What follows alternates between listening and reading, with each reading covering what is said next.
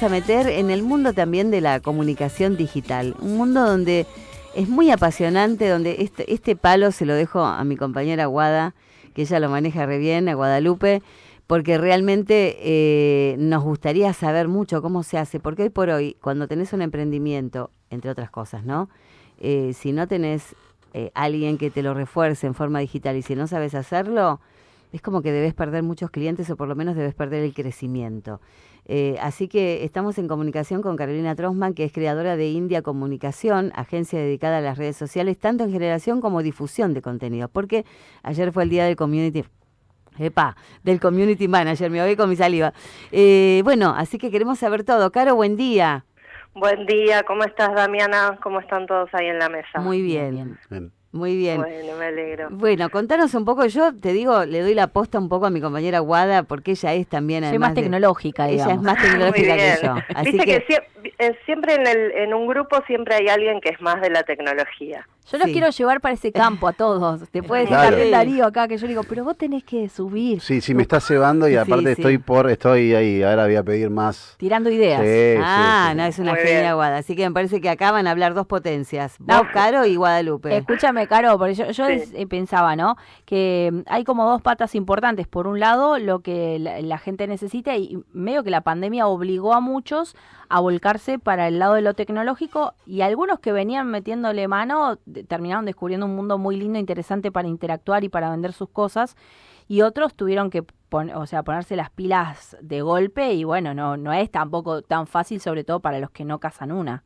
Sí, totalmente. Yo creo que la pandemia y sobre todo la cuarentena muy cerrada, lo que trajo es, para los que ya trabajábamos en este rubro, ya sabíamos que las redes tenían un gran potencial para la comunicación y para la venta, pero ahí mucha gente digamos como que se desayunó de que, bueno, no podían salir, no había posibilidad de vender afuera, digamos, en la calle de forma directa, en un local o donde fuera. Entonces las redes se volvieron el canal de comunicación principal para poder vender sus productos. Y ahí descubrieron que tenía un gran potencial esto. Yo, de hecho, durante la pandemia y cuarentena más cerrada, estuve dando mentorías justamente para las personas que necesitaban empezar a acercarse a ese mundo y por ahí no entendían mucho o lo entendían a medias, ¿no? Entonces, dar un poco de herramientas también para quienes necesitaban empezar a ayornarse con todas estas plataformas y saber cómo manejarlas. Y empecé a trabajar muchísimo con emprendedores también, para, obviamente, encontrar la mejor forma de comunicar lo que hacían y sus productos y que eso llegue al público objetivo correcto, digamos, porque no es solo salir a publicar, sino es a quién le estás hablando y a quién le estás ofreciendo lo que tenés para dar. Claro, ¿y qué deben saber los emprendedores como para poder aprovechar bien a los community managers, digamos, ¿no? ¿Cómo podemos apoyarnos, ¿no? Porque son una especie de, como que nos van a hacer prensa de lo que nosotros como emprendedores somos. Exactamente. Sí, yo lo que siempre digo es que es un trabajo muy en equipo, que si el emprendedor o el cliente que te contrata, sea lo que sea que haga, entiende que como que te tira las redes sociales por la cabeza y vos te vas a ocupar de todo, eso en general no funciona. Funciona bien cuando se arma un laburo de equipo, donde el community obviamente se mete, también hace una inmersión en el negocio de la persona, entiende todo lo que implica ese negocio, que no es solo, bueno, el producto que vende, sino, bueno, cómo son todos sus canales de venta, cómo es la distribución, etcétera, etcétera. Y de ese modo puede también conocer la historia de ese emprendimiento, la historia de la persona, cómo lo creó, etcétera, y desde ahí poder ir contando también.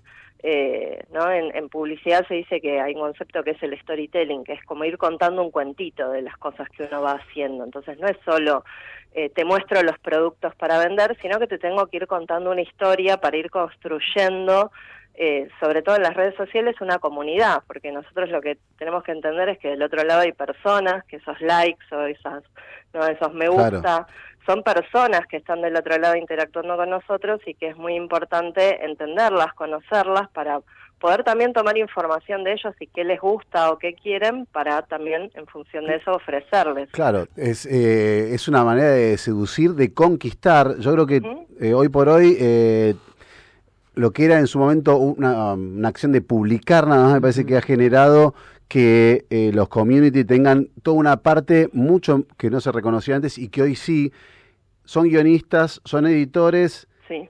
Y yo creo que un buen community tiene que tener el olfato, que es no menor, para entender qué es lo que hay que mostrar de ese producto o de esa persona para promocionarla. Me parece que, no sé si estás de acuerdo, pero me parece que es una labor mucho más grande, es como un iceberg. Es como que vos veías antes solamente una persona que, sí, te manejo las redes, te publico determinada pavada cada 2 horas.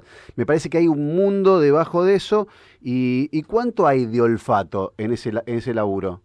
Muchísimo. Mirá, me pasa mucho... por un lado que en general cuando hago este laburo de inmersión, sobre todo con los clientes nuevos, y me cuentan cosas y enseguida me comentan cosas que descartan para las redes, suelen ser las cosas que yo retomo y digo, no, pero esto es valioso y esto está bueno, esto lo podemos llevar. El tema es que a veces la persona no sabe cómo llevarlo a las redes. Entonces hay que entender que las redes tienen una cultura y un idioma particular y que hay que poder transformar eso que uno tiene para decir de un modo en que las redes funcionen.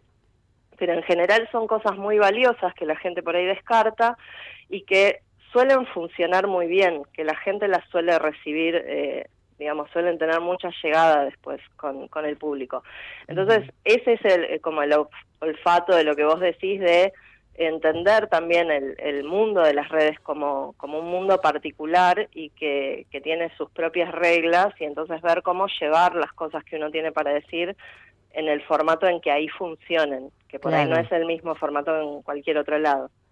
Caro, vos, o sea, yo pienso, ¿no? Digo, Internet es como una realidad virtual, o sea, estamos viviendo acá en este momento, pero a la vez hay una realidad paralela en las redes, o sea, algo está pasando, alguien está diciendo cosas, alguien está poniendo un video, alguien está subiendo fotos, alguien todo el tiempo está subiendo, es otra realidad.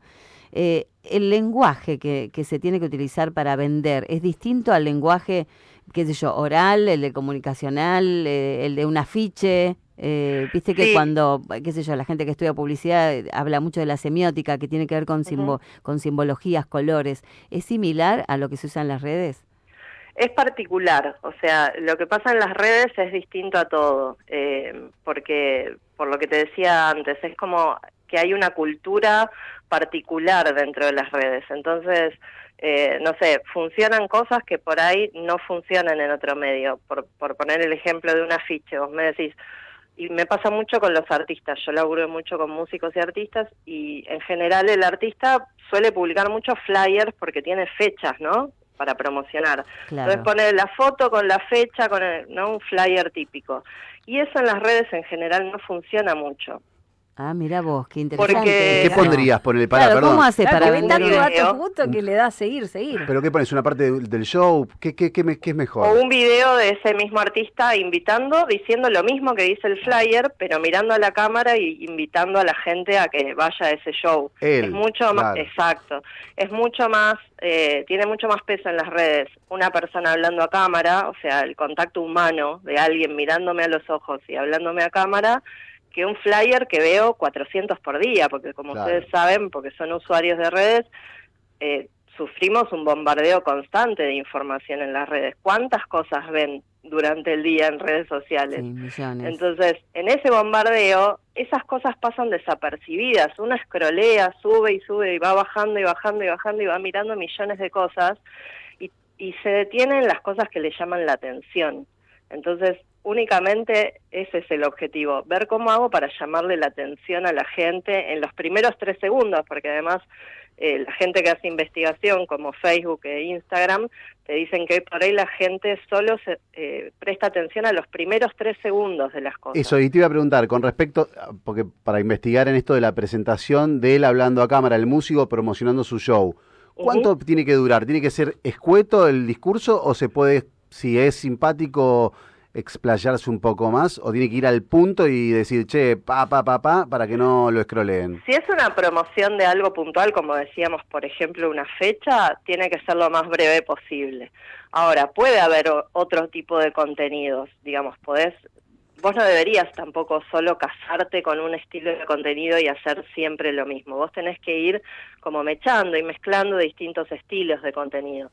Entonces podés hacer esa promoción para la fecha en un video muy cortito de 1 minuto y podés después, para contar otra cosa, por ahí, no sé, una búsqueda artística que estás haciendo, un tema que estás componiendo, lo que fuera, y lo mismo para los emprendedores, ¿no? Los emprendedores tienen que poder mostrar mucho de los procesos de fabricación y de todo eso, pero ahí sí podés hacer quizás un video más extenso. El tema es entender que al principio tiene que estar como lo más jugoso para que la gente se enganche. Nosotros en la cabeza en general tenemos como lo que nos enseñaron en el colegio o en la facultad, una construcción narrativa que es distinta, ¿no? Como inicio, nudo, desenlace. En las redes eso no funciona.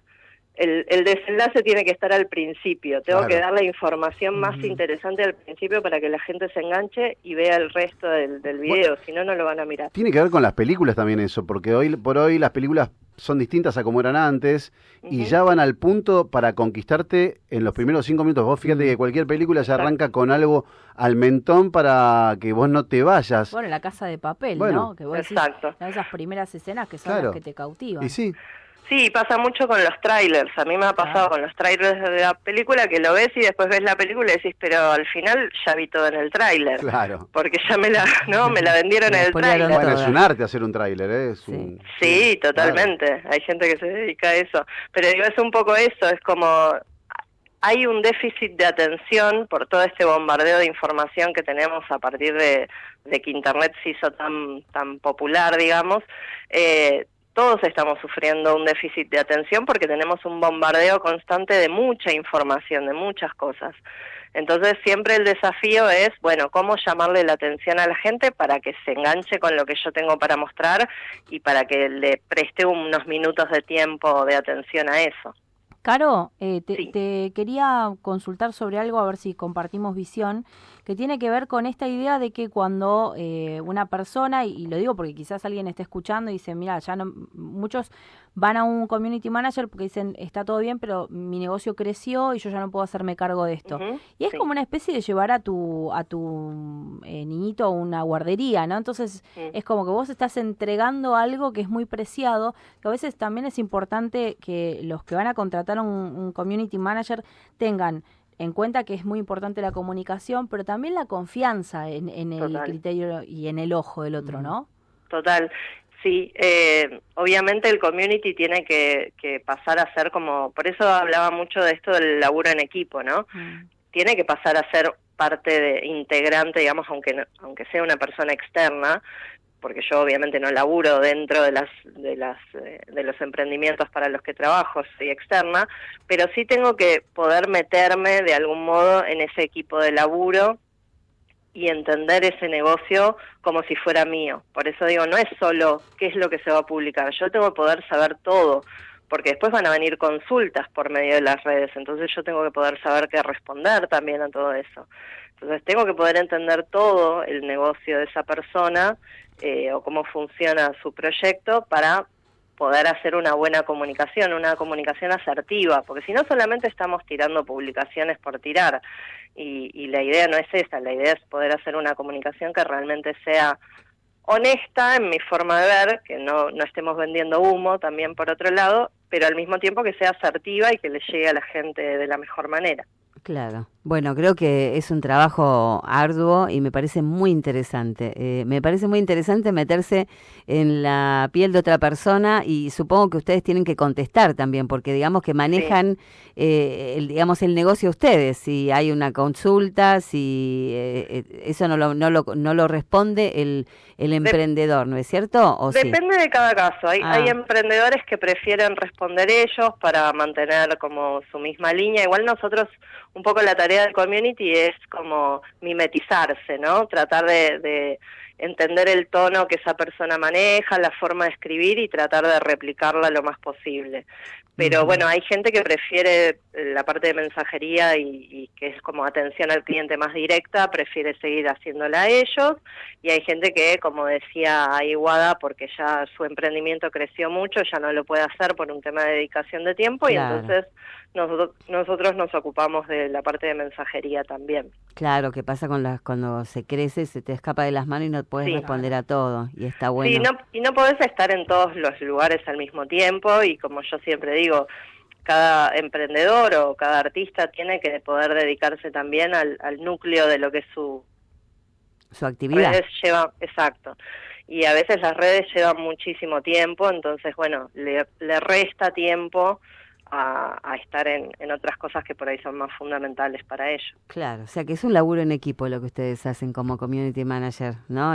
Sí, la propuesta de India por lo menos funciona así, y desde mi experiencia, yo laburo hace muchos años en comunicación, pero en mi experiencia en redes particularmente, me he dado cuenta que si no se arma laburo de equipo, que también tiene que ver con el vínculo humano que hay con el cliente, ¿no? Sí, Pero sí, que sí. si no se arma ese vínculo y ese laburo de equipo, los resultados no son los mejores después. Se puede trabajar, pero no va a traer los mismos resultados. Y además, me imagino que a vos también, siendo community manager, si tenés varias empresas a tu cargo, va a llegar un momento que tampoco vas a poder responder vos. Vas a tener que delegar y tener un equipo de laburo para que cada uno se encargue de algo, porque si no también se te va a escapar a vos de las manos. No, yo ya tengo de hecho un equipo de laburo armado que surgió después de la pandemia. Empecé a armar equipo porque justamente empezó a crecer mucho este trabajo y ya no me daban las manos para hacer todo a mí sola.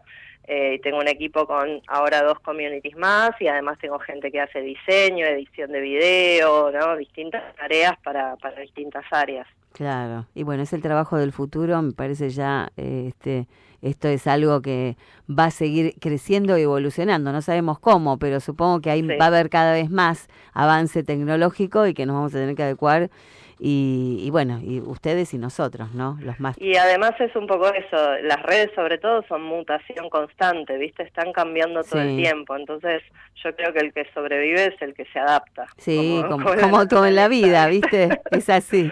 Exacto. Bueno, contanos un poco tus redes entonces, Caro.